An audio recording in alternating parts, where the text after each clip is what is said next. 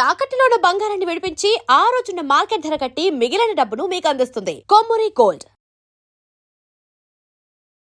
నమస్తే, welcome to V media. This is Swamy Kolla. ఒకసారి Indian railway హిస్టరీలో పెద్ద మార్పు రాబోతుంది. ఇప్పటి వరకు డీజిల్, ఎలక్ట్రిక్ రైళ్లను చూసాం, కానీ ఇప్పుడు తొలిసారిగా హైడ్రోజన్ H2 హైడ్రోజన్తో నడిచే తొలి రైలు మన దేశంలో ప్రారంభం కాబోతుంది. ఈ రైలును రేపు జూలై 17న ప్రధాని నరేంద్ర మోడీ ప్రారంభించనున్నారు.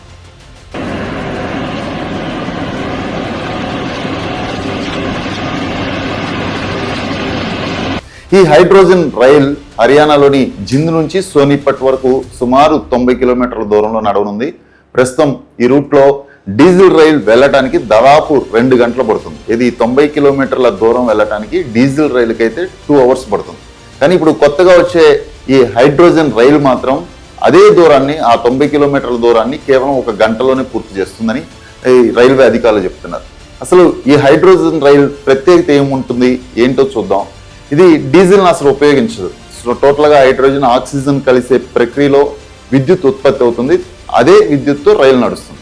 అందుకే ఈ రైలు నుంచి ఎటువంటి హానికరమైన పొగ బయటకు రాదు. కేవలం నీటి ఆవిరి, కొంత వేడి మాత్రమే బయటికి విడుదలవుతుంది. అంటే మనం ఎలక్ట్రికల్తో చూసినా లేదా డీజిల్తో చూసినా కొంత పొగ లేదా కాలుష్య కారకాలు కొంచెం ఉద్భవిస్తాయి, కానీ దీనికి అలాంటి ప్రాబ్లం లేదు. అందుకే దీన్ని పర్యావరణ హిత రైలుగా చెబుతున్నారు. ఈ రైలును మేక్ ఇన్ ఇండియాలో భాగంగా చెన్నైలోని ఇంటిగ్రల్ కోచ్ ఫ్యాక్టరీలో దాదాపు 89 కోట్ల ఖర్చుతో తయారు చేశారు. ఇందులో దాదాపు 1200 కిలోవాట్ల హైడ్రోజన్ ఫ్యూయల్ సెల్ సిస్టమ్ అమర్చారు. అంటే ఒకసారి హైడ్రోజన్ నింపితే సుమారు 250 కిలోమీటర్ల వరకు ప్రయాణించగలరు. ఈ రైల్లో దాదాపు 2500 మంది దాకా ప్రయాణించవచ్చు, ఒకేసారి ప్రయాణించే అవకాశం ఉంటుంది.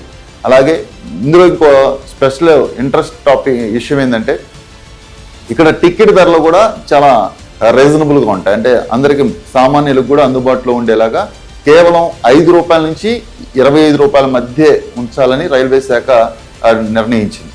భద్రత విషయంలో కూడా ఎలాంటి రాజీ పడలేదు. రైల్లో దాదాపు 27 హైడ్రోజన్ సిలిండర్లు, హైడ్రోజన్ లీకేజీ డిటెక్టర్లు, ఒకవేళ ఇది హైడ్రోజన్తో నడుస్తుంది కాబట్టి ఒకవేళ ఎక్కడైనా హైడ్రోజన్ లీకేజ్ ఉంటే కనుక అది కూడా డిటెక్ట్ చేసేలాగా డిటెక్టర్లు, అలాగే ఫైర్ యాక్సిడెంట్లు జరగకుండా ఫైర్ డిటెక్టర్లు వంటి ఆధునిక భద్రతా వ్యవస్థలను కూడా ఏర్పాటు చేశారు.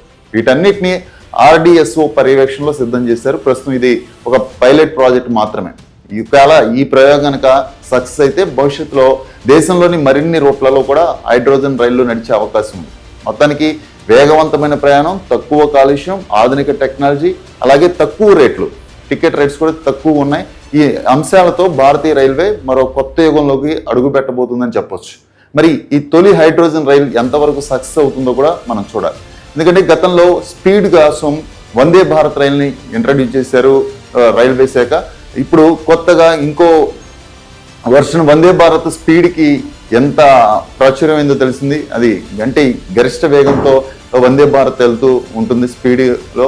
అలాగే ఇప్పుడు హైడ్రోజన్తో నడిచే ఈ కొత్త టెక్నాలజీ రైలు కూడా ఫ్యూచర్లో కాలుష్య రహితంగా, ఒకవేళ ఈ ప్రాజెక్ట్ కనుక సక్సెస్ అయితే అన్ని రూట్లలో కూడా ఈ హైడ్రోజన్ ట్రైన్స్ని ఇంట్రొడ్యూస్ చేసేలాగా రైల్వే శాఖ ఆలోచిస్తుంది.